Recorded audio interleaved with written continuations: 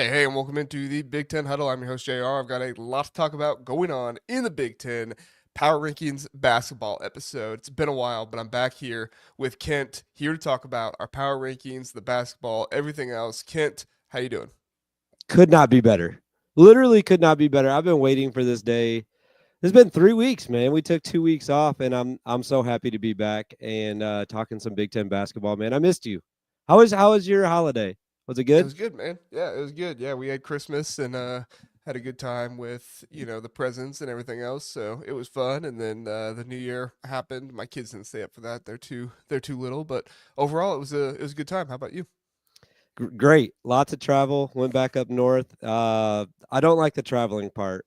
Like as soon before, like pulling out of my driveway, I was like, I'm ready to be home already, and I Right. hadn't even left. We were gone for like 8 days, but got a little sick towards the end. You could probably hear it in my voice. I didn't realize how sick I was until I was coaching my kids Saturday. And I'm like trying to yell at second graders to get back on defense, and they couldn't hear me because my voice was like completely gone. But I'm still ready to talk, though. I'm still ready to talk hoops, though. I can't wait. You sound so mean. You're yelling at second graders, man. You have to, because like they don't remember anything at all. So like you have to be like, get back, get back, get back. Like it's one of the rules in their league too that you can't like play defense in the front court. Otherwise, the whole game would just be like jump Right. balls and turnovers. So like you have to get back on defense like past half court. So it's like, don't forget, get back. They have the ball. Get back, get back, get back. Right. Right. Oh man, yeah. It feels like probably Chris Collins felt like he was guarding some second graders, or no, he was coaching some second graders in their games. So that's a good transition for us to get into the basketball side of it all. We do have John and Philip here with us. We appreciate Let's them. John go. says, "Who knew that playing one big man would be beneficial for IU?" Also, shout out to Umar Ballo playing the last 5 minutes of the second half. I believe that was against Penn State with 4 fouls and still being dominant. Yeah. I mean, I don't know if we do it yet because I think teams are still adjusting, but might need to have a conversation at some point if Indiana is better without Malik Renew, right? Yeah, like towards the tail end of that game, I know he had like one play where I think they were up by two and he drew a foul, and that kind of what is what like extended the game. So like he's still very important, I think, to have on the court, but when the spacing feels better without him, I don't know. It's tough for Coach Woodson, and I feel like his job is already tough, or at least he makes it look tough sometimes. Yeah. Yeah, I think, obviously it's a much bigger conversation than this, but I think it's interesting with how Woodson has not really been able to have, great guards on his team. You take out a big man and you leave basically the entire paint area for Umar Ballo just kind of to exist and do whatever he wants. And then you surround him with not guards, because obviously Mackenzie Mbako is not a guard, but like more guard, play around the perimeter. And you're kind of like, oh, wow, if we just leave Umar Ballo down there by himself, like he does very well and he can play 30 plus minutes a game now. Now, I don't know how long it's going to keep up for, but if he can play 30 Dude, plus minutes a game, he's doing pretty well down there. I feel like I have to make a correction already. I think it actually might have been Mbako on that last play that I was just talking about. I can't remember anymore. Oh, So yeah, I don't much know. There's so many basketball. plays. So much There's so basketball. many And like plays. with the just being conference games now, it feels like you have to be even more locked in to watch all of them. So it's all kind of mixing together. But yeah, either way, there was a play at the end where someone made some free throws. I think it was Mbako now that you say that though. Yeah. I can't remember either, so don't blame yourself too much. Philip says Illinois is taking the permanent number one spot in the Big Ten this Permanent? year. Listen, people thought I was premature a couple weeks ago saying Illinois was the number one, but I was like, look, there's no like for sure team right now. So if I'm projecting for 1 week, that's fine. But this is what I see. Illinois is playing the best basketball in the Big Ten, I think. Yeah, I don't know about permanent. It might be though. Like I think they're the best team right now, for sure. The Oregon game was insane to me because I think really highly of Oregon. And for Illinois to go out there and win by that much, I think it was a record, right? We were kind of texting about that, a record Mm-hmm. for a top 10 win on the road. So for them to go out there and do that, it's like, well, if they can do that at Oregon, they can do it anywhere. Right. So, yeah, maybe it is permanent. I'm not sure. We'll see. And you're right. You were ahead of the curve on this because when you had him at number one, was it last week or last Two two weeks weeks ago. now? It was Last two before weeks. Okay. Christmas. I was like, man, I don't know. I really like Illinois. I just don't know if they're ready for number one yet, but for sure now, for sure after this last week, 100% best team right now. Yeah, I think they're permanently like in the as long as they don't have a stupid loss like Maryland, which we'll get to Maryland, but as long as they don't have a stupid loss like Maryland, they should be in the top 5 for the rest of the season. They should remain there. I don't know if they'll be in the top 5 standings because the Big Ten is so crazy the way it works out, but with Yeah. as much parity as there is in the conference, I can't imagine Illinois would get outside of the top 5. I don't think so either. But you mentioned that word parody. I was thinking about that like 2 hours ago before obviously we came on here, but these power rankings are going to be mixed up so much this year. Like it's already happened a lot and it was really tough with the non-conference games, but now with like somebody winning on the road or somebody like always winning home games like Nebraska for example, it's like it's going to be mixed up a lot trying to get these teams like in the correct order based on what's going to happen throughout the season. It's going to be a super fun season the rest of the year. It really is. It really is. I think if there is an elite team in the Big Ten, it's Illinois. I don't think anybody else is. I think Michigan State has the opportunity to, but I don't think they have an elite playmaker on their team to be that. And I say that with all respect to their players because I think their players are playing really good right now. But yeah, we'll talk about it. We'll talk about it. Let's go through a few more comments and then we'll see. John says, "Hello, JR. I see you're part of the sun today. Listen, I even scooted over. You don't want to see what it looked like when I first turned on the camera. I was like, yikes." So, it's a combination of my window being where it's at and all the snow and the sun coming off the snow. It's not a good combo. Did you get a lot? How much snow did you get? We got over a foot, I believe. Oh my gosh. We got like a Yeah, light dusting and my kids were like, "We're not going to school, are we?" And I was like, "Yes, you are." yeah. Get out of my house. Go to school. Yeah. Philip says, "Jr. You have Maryland. Whoops, you have Maryland too high. They will continue to Willard. It's become a verb for underachieving at this point. I mean, like I've been struggling with Maryland all season. I really wanted to do what you did, Kent, and just throw them in the bottom 4 and just be like, forget you, get down there. Like you're starting from square one now. But I don't know if I did that, I would just be even more depressed about Ohio State than I already am about the team. They got my hopes up, and then they played Michigan State at home, and that was awful. But I don't know. Like I don't move teams up super high for big wins, so I feel like I can't move them super far down for huge losses. But I can definitely see why you moved them down so far, kid. I mean, it's Washington, that's why. Yeah. It's like you nobody should lose to them in this conference. I don't care if it's home or away. You got to go out and beat Washington. You have to.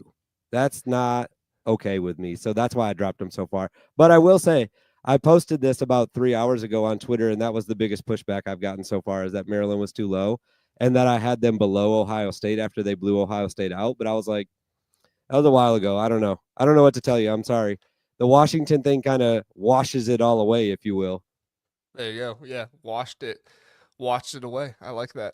All right, well, let's just talk about the power rankings. Good discourse from Oh, here we go. Philip gave us the stat: largest margin of victory on the road versus an AP top 10 team, 109 to 77. Yeah, that's awesome. That's awesome. Crazy. Okay, we will get to comments and stuff like that as we go, guys. But let's start at the top because we already started talking about them. Illinois, Michigan State. Do you see an argument for Michigan State to be above Illinois, or are you just kind of like, there's no way Illinois after that Oregon performance, they have to be number one? I mean, I could see a Michigan State fan like maybe going win for win and like kind of going through their schedule and saying maybe we have some better wins, but it's like you said, it's arguable though. If you have watched both of these teams at this point, you it would be really hard to argue that hey, I think Illinois is a worse team than Michigan State. I think Michigan State could beat them right now. So I think that's where the conversation ends because just from the eye test for me, I think Illinois is better. So it would have to be like pulling up some stats that only favor Michigan State or some wins that might slightly edge out some of the wins that Illinois has. But Illinois has good wins too. So it's really tough. I'd say if anyone wanted to argue for Michigan State to be number one, you'd have a tough time doing so. Yeah, I agree. I think Illinois, the win over Oregon, really just supplants them there, and also the very close game with Tennessee. I mean, that game I know it was at home, but really there's nobody else that has it there. And yeah, Philip's right. Michigan State's best win, UNC, they barely beat Notre Dame. I mean, yeah, they don't have that top tier win. They are 3-0 in Didn't the they Big have some Ten, good wins so out in Maui though? Like, didn't they beat like they beat Memphis? Is that a good win? I mean, Do you like that win yourself personally? I don't. I mean, I think it's a quad one win, but I don't think it's near blowing out Oregon on the road. Do No. you? Okay, so at Ohio State, that's to me a decent win. I'm not. By the way, I'm not arguing that Michigan State has better wins than Illinois at all. I'm just You're trying saying, to like, find a better win than North Carolina. yeah, I think that at Ohio State might be, and then oh wait, they lost that Memphis game. What am I talking about? As I say, I don't remember them beating Memphis. I'm an Their idiot. quad one wins right now are North Carolina and Ohio State. Those are their quad one wins. Hmm. North Yeah, they don't Carolina have. They don't. 43rd in net right now, and Ohio State is 28th. Outside of that, they beat Nebraska, but that was also at home. Minnesota, um, Colorado. Colorado. Yeah. They played Kansas close for a little bit, and then Kansas pulled away. Yeah. Yeah. So, and they really don't. I mean, they don't play anybody for a few weeks. They have Washington, then Northwestern, or at Northwestern, Hey, which hey, at hey, hey, Northwestern is hey! hard to Careful play. what you say. Penn State. Penn State has shown they have a high ceiling, but they also lost to Indiana, so their floor is getting lower. And then they play Illinois. So I mean, they could win 3 games straight and then play Illinois. That'd be fun. And if they do that, I feel like it's going to be the same as far as for our power rankings. I feel like it'll stay the same. Like as long as they don't slip Yeah, up in one of those next 3 games, I feel like they'll stay at number 2. I mean, if Illinois loses to any of these 3 teams, are you putting them below Michigan State, Penn State, USC, at Indiana? If they lose to USC, I would consider it because I don't think USC is very good. Yeah, if they lose to USC, I would probably put them below because USC is not good. Yeah, Um, but the other but two, I wouldn't. I wouldn't consider it like a horrible loss. Like, is it at Penn State? no, I it's should home probably against pull Penn some State. schedules up. It's home against Penn State. Yeah. It's So, technically that would technically be a quad 2 game. well, first of all, I'd be really surprised if they lost that game. But Right. secondly, if they did, I think Penn State's a really good team too. So, I don't think I would dock them that much for that loss. Yeah. No, I agree. I agree.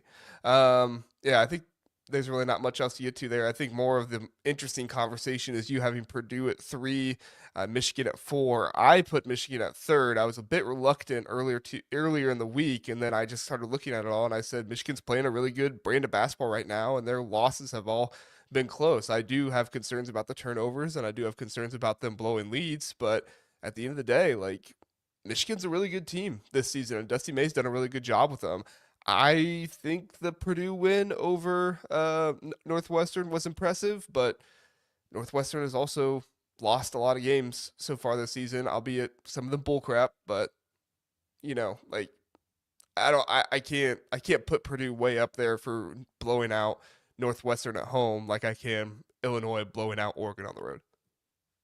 Yeah. I think when I was when I originally started doing it, I had Michigan third and then Purdue fourth. And Okay. then I always go back to the two things that I put in the tweet every week, like who I think would win on a neutral court and then game results. And honestly, this is probably one of the first times I've put a team ahead of somebody that I think would win on a neutral court. So, like, I think Michigan's better. I think at a neutral tonight, if they played Purdue, I think Michigan would win the game. But going through the actual game results, though, I think that Purdue has a better argument for they've had a better season so far. So that's what made me put Purdue in front of Michigan. Do you think that I'm wrong about that? I'll have to look at the schedule again, but I mean, Purdue does obviously have some good wins. They beat Maryland, they beat Alabama. The Ole Alabama. Miss win was pretty good, but like, correct me if I'm wrong. All of those, no, the Ole Miss one was neutral, but those other ones were at home. Like on the road and in neutral sites, Purdue struggled this season. They got blown out by Marquette. They got blown out by Penn State. Texas A&M beat them on a neutral floor, and then they got blown out by Auburn on a neutral floor. So like, I mean, if we're gonna have the conversation with Michigan State and say like who is their top tier win, obviously it's Alabama. But like other than that at home, like where else is the top tier win? Because we just saw Maryland lose to Washington, and I know that stretch that they had of Ole Miss, Penn State, Maryland, Texas A&M, and Auburn was deadly. But like I don't know, I think Michigan's resume is actually probably more impressive in my mind. They haven't played more quad one teams, but they beat Wisconsin at Wisconsin. They take down Xavier. TCU isn't a great team, but they were able to beat them earlier in the season when they still weren't having a great time with trying to figure out their identity. And then they played Arkansas and Oklahoma close, who Oklahoma's, I think they've lost some games lately, so I don't know if they've been as good as maybe people thought. No, they lost to Alabama, but that was also at Alabama. They're undefeated outside of that. So, like, I don't know. I feel like Michigan's resume is a little bit more impressive. Is that wrong? I don't know. Because they haven't been blown out. They haven't been blown out by anybody. I guess if that's what like your main criteria is, I guess then yeah, Purdue's been blown out, Michigan hasn't. So yeah, based on that, but I would look at the Alabama game, and there's not two wins that I think you could put together for Michigan that's are better than, like, even if you combine them, are better than the Alabama win for Purdue, even if it's at home. And then they also have the Ole Miss win too. So I think that it kind of just depends on what you're looking for. I mean, what do the net ratings say? I'm not sure. I haven't looked at it. Is Purdue higher? I think Michigan is higher in that right now. But that's, In again, that is in based on net, kind of, Purdue is 26th and Michigan is 13th. so, and I think that's because of what you just said, because Purdue has been blown out a couple times, right? Yeah. Yeah. So I don't know. It kind of just depends on what you're looking for. Me personally, I just think that the Alabama win was so impressive that it was enough for me to say that's a better win than anything Michigan has. So I'm going to bump them ahead of Michigan at this time. And there's enough time throughout the season, and they're going to play eventually, that we'll figure out which team is actually better. I think that would be like one of the best games. I know people were talking yesterday about like how Northwestern versus Purdue was going to be a good game yesterday, or at least I saw some people talking about it. I follow a lot of Northwestern people though. But I think that Michigan versus Purdue, like, if I could have one game right now, I think that's the game I would want to watch. That one, and then Illinois and Michigan State. Like, basically what I have right in order, 1 versus 2 and 3 versus 4 would be really fun games to watch. And then even down to the next one, 5 versus 6, we already saw that was a great game. It was a 2-point game, UCLA versus Oregon. So that's kind of what I'm trying to do, is get them in order of like what I think would be great games, and I think that those ones would be. Yeah, no, I mean that's obviously they're going to be great games. Purdue versus Michigan is going to happen on January 24th later this month, so we are going to have to wait for that one for a little bit. But Purdue coming up is going to play at Rutgers, Nebraska, and then at Washington, which hopefully Dylan Harper is back for that game. I really want to see Dylan Harper and Braden Smith face off. I think he was just sick, is what they announced. I was at that Indiana game when they played Rutgers, and when I didn't see Dylan Harper on the floor, I was like, "You got to be kidding me!" I know. I was like, That okay, I was get to see insane. Ace Bailey tonight. I'm excited about that, but I was like, and Ace Bailey almost went for 40. Yeah. He probably would have if that point guard for Rutgers would have gave him the ball there at the end. Which I don't know. Did you see that? No, I missed the end of it. Okay, so Rutgers, the shot clock is gone, and Indiana goes down the floor, and they're just standing at the top of the key or top of the half court to just kind of dribble out the clock. Rutgers fouls with 30 seconds left, and it Okay. was like, hold on, like what's going on here? Why did you foul there? And so Rutgers gets the ball and they go down the court, and Ace Bailey's like, give me the ball. I have 39 points. I'm gonna get 40, and he runs up to the hand him the ball, but he doesn't hand him the ball because the Indiana team just guards Ace Bailey. He doesn't hand him the ball, and he just drives to the basket and gets a layup, an open layup, and it was like, what in the world was that? I don't know. Maybe I'm making nothing out of something, but it was weird, or something That out of is nothing, but it strange. was weird. That's strange. But So, they ended up scoring then, right? well, yeah, Rutgers did, but it wasn't Ace Bailey, Oh, so he had 39 in the game. He didn't have 40. gotcha. Yeah, it was weird. So, um, Still a Well, really yes, impressive and John's performance by right. him, Ace would though. have had 40 if he didn't go 3 for 8 from the line. That is correct. He did have a bad free throw shooting night. So, I think all that right. Rutgers, when we're looking at our, like, especially my power rankings, because I have them, well, I guess you have them pretty low too, still has the potential to like climb the most, though. Like, once those two guys start playing together, I feel like we've been talking about it since the summertime, but like, if they can put things together, I feel like they can still win a lot of games in this conference. No? Nah, I You're don't think done so. believing? No, I don't think Did you so. ever Yeah, believe? I don't think they have enough players around him. I think Jeremiah Williams is a good player. I think he was a nice piece, but I mean, I don't think they have a big man. I don't think they have a rim protector. I don't think they have good enough perimeter defense. I mean, like Indiana's guards smoked them. Like they, and I'm not. I mean, everybody knows Indiana's guards, kind of get joked about and stuff. And they were give them credit; they were better in that game. Miles Rice had a really good one, but yeah, it was. Like, okay, for example, because we have it. I hate you, Sonny. Thanks, Sonny. Miss you Um, too.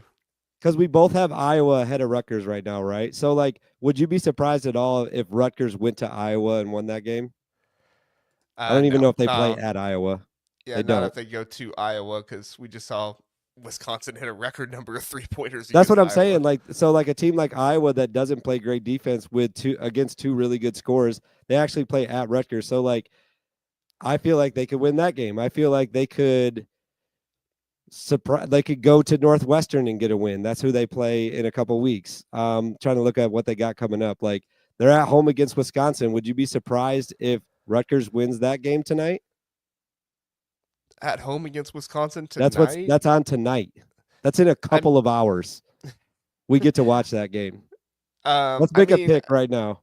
I don't think I would be surprised at any win at home for Rutgers, just because Rutgers at home is such a good environment. I would probably be shocked if they lost to Illinois at home because I just think Illinois has the NBA talent to combat a Dylan Harper and Ace Bailey. Um, but I don't think I'd be surprised if they beat anybody at home. I wouldn't pick them to beat everybody at home, but I wouldn't be surprised by it. Their next three games are at home. Okay, here's a good question then. Wisconsin, Purdue, and UCLA. Yeah.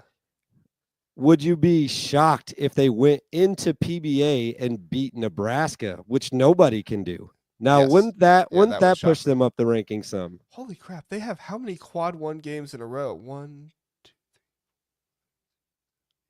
I just, by the way, Philip They have just asked if 11. Harper's playing tonight. I just Googled it and I got no answers so far. I didn't click on any of the articles It though. was just an illness. Okay, From what they said, I got in Indiana, and that was what Wednesday, Thursday. So I would imagine if that rings true that it was just an illness, he should be back.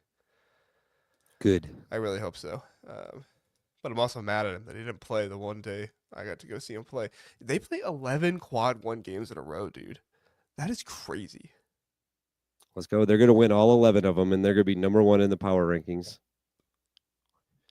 He's still counting them up. 11 of their final, or 10 of their final 17 games. I apologize. 13 of their final 17 games are quad one games.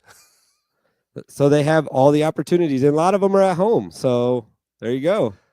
Yeah. That's why I still think that they could climb, but they have to win the games, obviously. But if they Yeah. don't, they'll be right That's where they are crazy. still, I guess. That is a crazy schedule left. All right. Well, let's talk Nebraska since you brought Nebraska up. Well, I guess we missed UCLA and Oregon. So you have them all right there. So let's talk about UCLA, Oregon, Nebraska. You have UCLA and Oregon 5 and 6. I give them a little bit more credit. I have them above Purdue, and then we both have Nebraska 7th.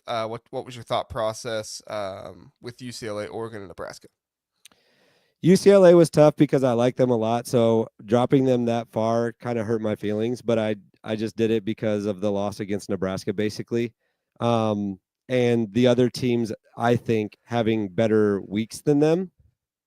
And then Oregon's simple, like getting blown out at home, like we already talked about against Illinois, you got to drop down. So that one was pretty easy for me to do. Yeah, I think you get blown out at home. I think just about any drop is justified. Obviously, you're not going to bring them below Nebraska or Indiana. But yeah, I think Oregon getting blown out at home like that was justified. But you have to keep UCLA above Oregon right? I mean, UCLA, even though they lost to Nebraska, they beat Oregon Hmm. at Oregon, so you keep them above there. And then I I didn't know what to do with Nebraska because Nebraska beating UCLA was impressive. Nebraska also beat Creighton at Creighton earlier this year, albeit I don't think Creighton is looking to be as good as maybe people thought at the beginning of the year. But at the end of the day, like this Nebraska team at home, it looks to be kind of the same thing that we thought before, right? Like this Nebraska team at home is going to be very good. They're going to dominate, but on the road, they're going to struggle some more. So I wouldn't be surprised if we see Nebraska go 10-10 or 11-9 in the Big Ten this season. That would be crazy because I thought that they were going to be bad this year. And so, like, having them all the way up to 7 this early in the season, for me, I could arguably say that they're the biggest surprise for me in the conference at this point. But like you said, man, that's just a really tough place to win at. If they can win all their home games and then, pick up a couple here and there on the road, then they'll be not only, they're not going to be fighting for a conference title or anything like that, but they'll be fighting to get into the NCAA tournament, which is what you want ultimately at the end of the year, is to get as high of a seed as you can. So, really impressed with them though. Like, I'm surprised that they're doing this well with I guess, the roster that they have. I mean, they don't have Rick Mass. They still have Jawan Gary. They still have Bryce Williams, but you're right. They're not necessarily like national names that can get that recognition. I just Well, don't know how they Bryce was lost to like, St. Mary's. Bryce last year to me was like a guy that was okay. He might score 20 points in the first half almost, and then just be completely absent the whole second half, or vice versa. So he was so hot and cold that like he was a guy that I didn't feel like I could trust as the main scorer for this team, and he's proven me wrong this year. So again, like I said, just really surprised with what they've been getting from those guys throughout the year. And Connor Sejan's like very similar guy like that. For Wisconsin last year, I was like, okay, he might get really hot, but then he disappears sometimes, and you don't know where he's at. So for those two guys to be like the two leading scorers for this team, I feel like I was really surprised, or I am still really surprised. Yeah, I mean, like Fred Hoiberg essentially brought in Gavin Griffiths and Connor Sejan, and it felt like he basically brought both of them in and said, "Hey, one of you is going to be our 3-point guy, and you're just going to hit a bunch of shots for us." Gavin Griffith obviously has not panned out that way. He's only played in 9 games so far this season. I'm not aware if that's because of injury or something like that. I apologize. I forgot to look that up beforehand. But Connor Sejan played in 14 games, or all 14 games. He's only started in 3 of them, but he's 12 points per game or 11.6 points per game right now, shooting over 40% from three. So when you have the combination of him and Bryce Williams also shooting over 40% from three this season, that's how you continue to make it without a Kasai Tamanaga, who was a really good shooter all season too last year. I saw a tweet yesterday about him because I guess there's a new rule that says that there's going to be 5 years of eligibility automatically. And somebody was asking about him, like, can he come back and play one more year at Nebraska? Which would be awesome if he came back next year. He can't That though would because be he's playing awesome. pro, but he might Where did have he he where did might he have go to still play been able to pro? be there this year though. Where did Tamanaga go to play pro? The tweet said it, and I can't remember. Oh, Somebody okay. replied and said he's playing pro somewhere. Okay, cool. I can look it That's up good for him. if you want me to. No, it's fine. Not a big deal. No, I want to now. Um, okay, go ahead. Go ahead. Um, I think I agree with this. Looks like Philip says looks like the tiered itself is 1 through 7 right now. I still think I'd probably put 1 and 2 maybe above the rest, but yeah, essentially 1 through 7, 8 through 13, and then 17 or 14 through 17, and then you got Minnesota there at the end. I agree with that. I think that's a good that was a good assessment there, Philip. Indiana. Let's talk about Indiana. So Okay. Indiana moves up. They beat Rutgers, which didn't have Dylan Harper, so it's a nice win for them. But it was also at home. It's not the most impressive thing in the world. But they go to Penn State, which was really at the Palestra. It was at Penn State, but still at the Palestra.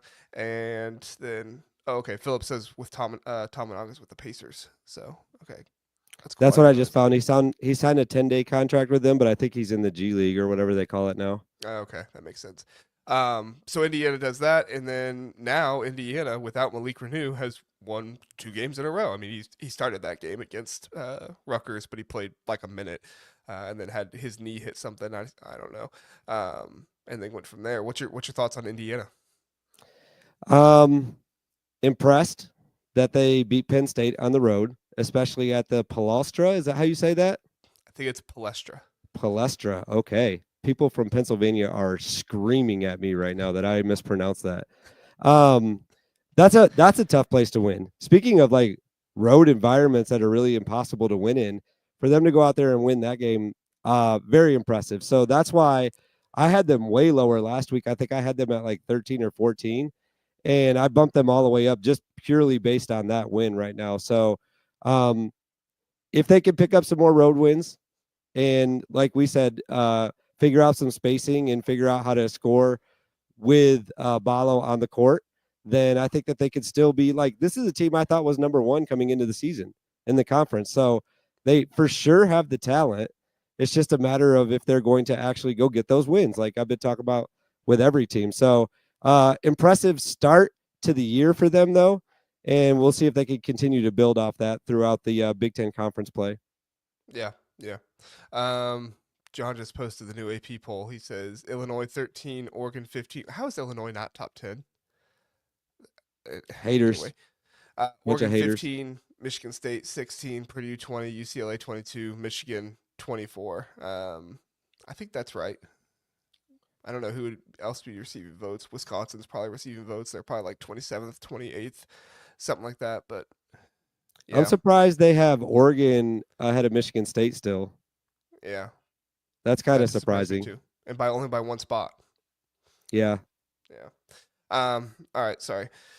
Um, yeah, I think when it comes down to Indiana, like the biggest thing right now is if Umar Ballo can give you good 30 minutes of play night in and night out, right? Now he did a really good job playing a good amount of minutes against Rutgers, and then he played the last 5 minutes of being in foul trouble, even when he looked like he was tired and not fouling against Penn State. So if Umar Ballo can do that for you, you're good. Like if you're Indiana, you honestly might be a little bit better. But even if Malik Renew comes back, like I think you see a rotation of Mike Woodson going with only one Umar Ballo and only one Malik Renew on the floor more often. I don't think he's going to play those two guys together because, I mean, like I said, Umar Ballo has shown in these past two games that I think this team looks pretty good when they only have one big man in there. Yeah, they're just a team that like you go into every single game and you're like, they might go get that. Like yesterday, I was like, there's no way they're going to win this game. Penn State's been playing so good. They're playing at that arena. It's going to be loud. They're going to be a factor. And they go pick up that win, and you're like, okay, I guess I don't have this team figured out yet. So it's a week to week thing with Indiana. Like they might go play their next two games and lose them both, and then we're right back to where we were last week. Like, man, this team just can't figure it out. It's bad coaching, bad shooting, whatever it is. Um, and then we're back to square one with them. So just can't figure them out really. They're a tough team to figure out. Them and Wisconsin for me were the two toughest teams to rank, I think. But like I said, ultimately I just pushed Indiana up way higher because of the impressive win at Penn State. Yeah, Wisconsin was difficult for me as well. I ended up keeping Wisconsin over Indiana. I felt like that Iowa win, the record 3-point shooting and stuff was really impressive. I mean, they went 21 for 31 from three. Like, it's not like they went out there and just chucked up 45 3-pointers or something like that. Like, they were really efficient with their 3-point shooting as well. So Wasn't that a record too, or was that just a school record? that was a school record, I thought. But maybe it Okay. was, I think it was a school record for most 3-pointers hit in a home game, something like that. But yeah, no, it was really really cool. So I give Wisconsin credit for not so much beating Iowa as much as they looked impressive in that, and John Blackwell turning into the player that John Blackwell is, because this is what we've talked about with Wisconsin, right? Like they need a guy with that killer instinct to take over and score and be that main guy for Wisconsin. It was John Tonji at the beginning of the year, but then people got the scouting report and they said, "Oh, okay, we can stop this guy." Well, if it can be John Tonji, if it can be John Blackwell, if it could be Max Klesmet, like you just need one of those guys to take over whichever game you're playing. And if you have that night in and night out, you have a much better Wisconsin team. Yeah. I had a couple back and forth this morning with somebody talking about the Wisconsin ranking, and I admitted I was like, I'm not sure. I probably was a little harsh on them. Maybe I should have had them up a little higher, maybe at like 9 where you have them. And I looked at the teams that were in front of them and I thought, well, maybe they should be, if you're just looking at my rankings right now, maybe ahead of Ohio State, that I have at 10. But then I was like, well, Ohio State just beat Kentucky. And I actually didn't give them credit for that last week. So that was something that I actually moved Ohio State up after losing, even though just throughout this week, just because I felt like last week I didn't give them enough credit for the Kentucky win.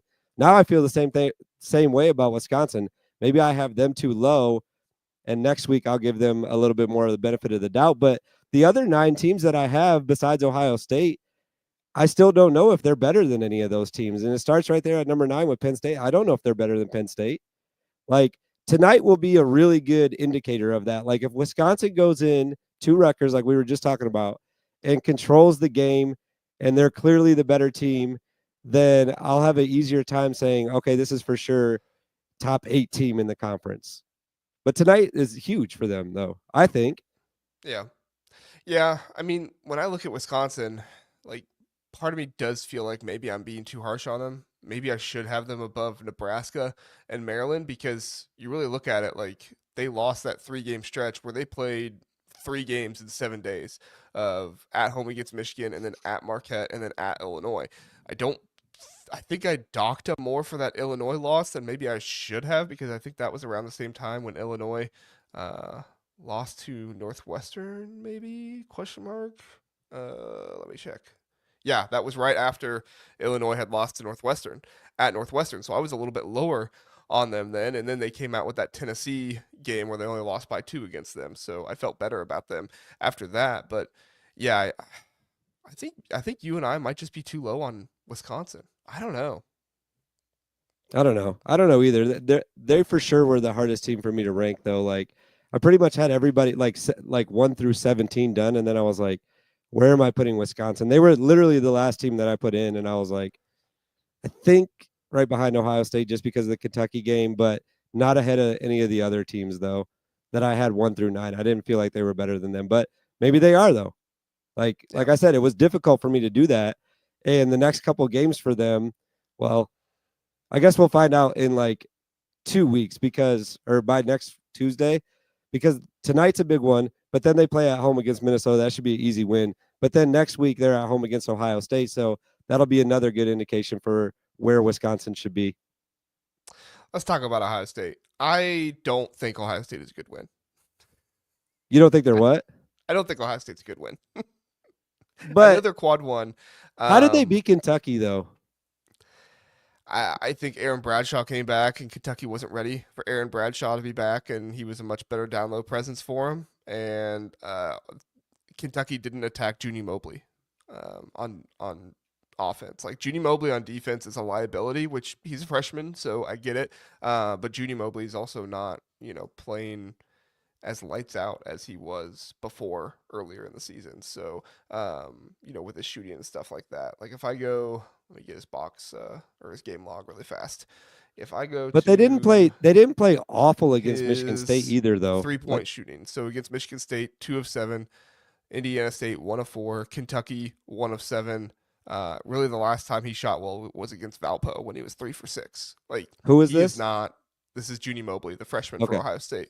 He is not shooting at the incredible rate that he once was, and he's still playing 20 plus minutes. He only played 24 against Michigan State, but he played 30 plus against Kentucky and 30 plus against Indiana State. One of the reasons why he could play 30 plus against Kentucky is because Kentucky did not attack him defensively.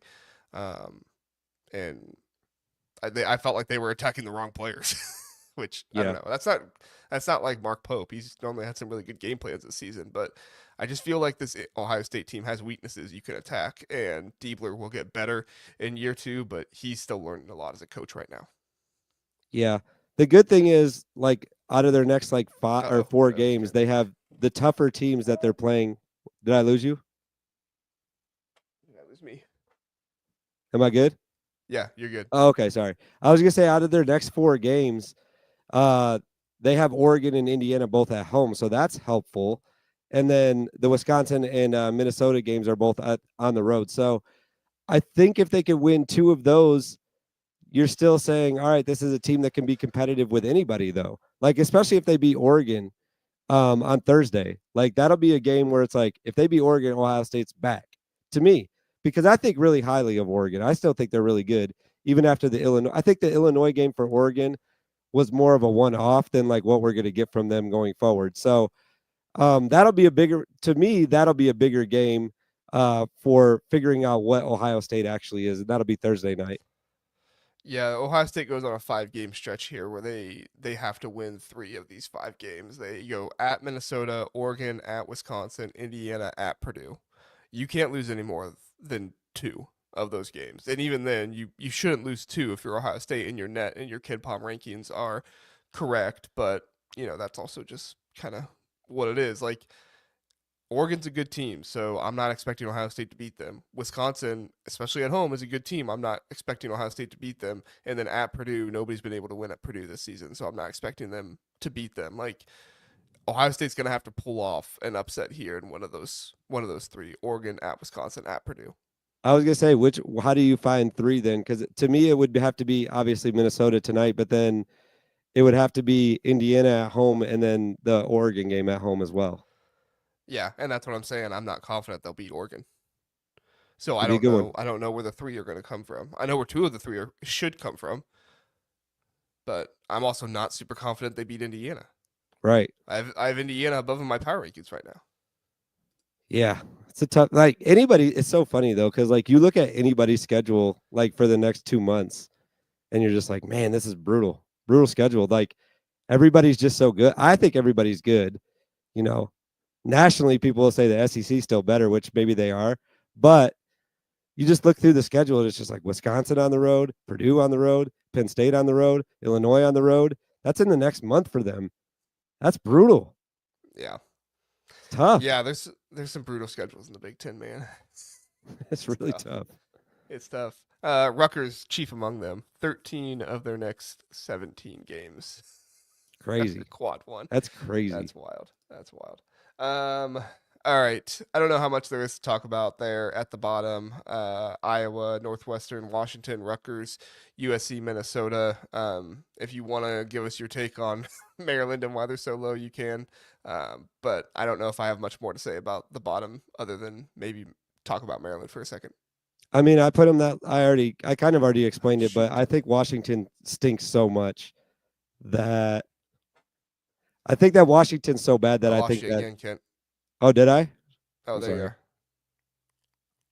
Can you hear me? Can anybody hear me? Uh-oh. All right. There you are. Oh, sorry. I was just saying that I think Washington's so bad that losing to them anywhere warrants dropping 10 ranking points at least. And they weren't even at number 5. So getting down to 15, I feel like I was nice to them. I don't know. Maybe I'm wrong. I'm actually questioning why you put Washington up so high because that's the only win that they have. Am I losing you again? Oh, everyone else can hear me, especially Russ. Hey, Russ. Hey, Philip. When he comes back, I'm going to ask him once again why he has Washington up at 15. He's figuring it out. I believe in him. He's going to unplug something. This is great podcasting right now. I think I'm better. I think I can hear you. Okay. Can you hear me now? I can. Can you hear me? All right. Yeah, I can hear you. Can you hear me? Yeah. Yeah, we're good. All right. Sorry about that.